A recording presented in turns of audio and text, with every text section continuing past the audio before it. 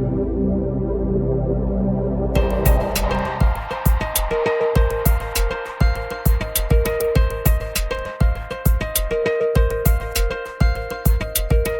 fascinated by the story that Pierpaolo Piccioli is telling at Valentino. It has all the melancholy beauty of a fairy tale.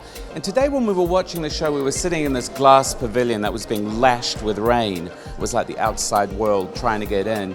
But the strength of his dream is so great that it created this protective bubble around us. Now, back to real life.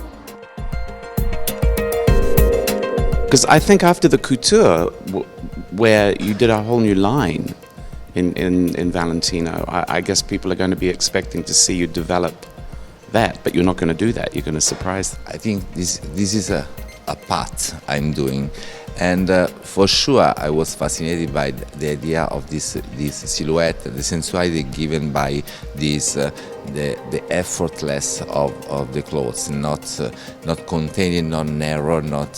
So I did for this collection. I wanted to be more focused on daywear too.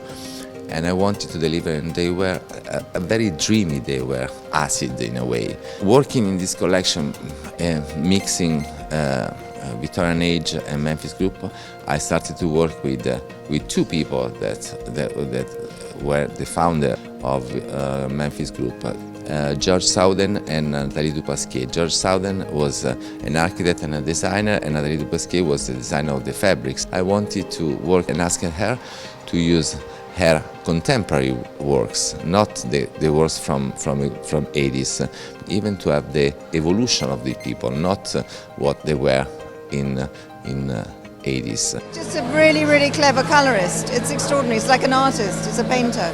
That really clean-looking lilac with that red. I mean, it's so brave to put those together, and it works so well. The world of Pierpaolo's Valentino, can you mix Memphis furniture, Cyndi Lauper, Victorian lace, and all that amazing embroidery?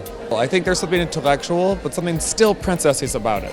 You can be pretty, but you don't have to be silly. And I think that's really the sort of women that are drawn to those clothes. This show, it's just so beautiful, incredible.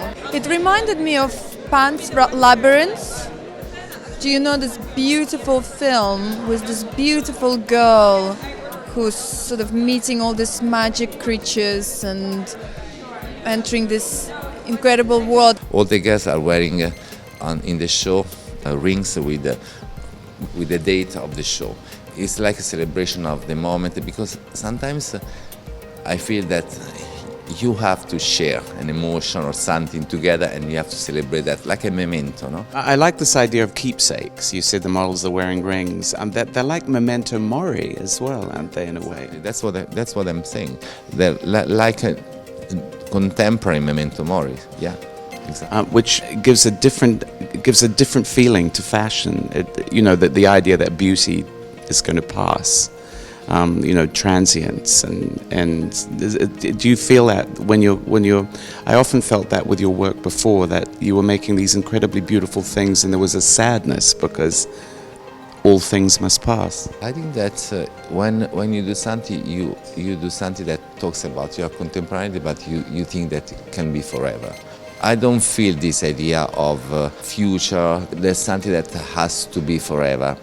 Sometimes when you see things, you can feel the human touch from the people, and that's what I do really like.